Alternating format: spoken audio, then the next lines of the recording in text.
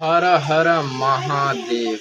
अहिरान बम खेसारी लाल यादव का new song आया है, तो आप लोग इस गाना को ढेर सारी प्यार दुलार आशीर्वाद दीजिए और भर पेट सुनिए और अपना जलवा भी छाए रहिए।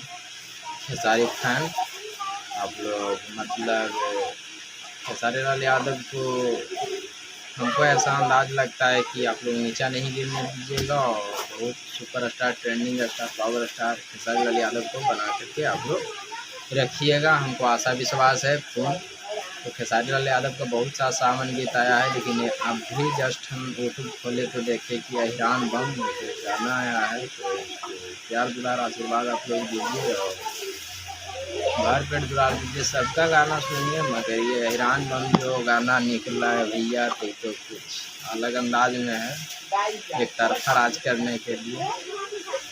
तो किसी को इसमें हम बड़ाई शिकायत के बारे में नहीं बोलेंगे, यही बोलना है कि खेसारी लाल यादव का सावन गीत आ रहा है और सुनिए।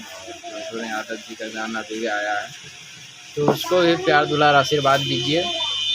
और हम क्या कर सकते हैं, वीडियो को लंबा नहीं बढ़ाना चाह रहे हैं, जितना छोटा से छोटा में हम अपना स्क्रिप्ट जो है इसे बोल दें ताकि आप लोगों को तकलीफ़ ना हो। और हाँ, ऐसे तो ये है जो ट्रेंडिंग स्टार खेसारी लाल यादव,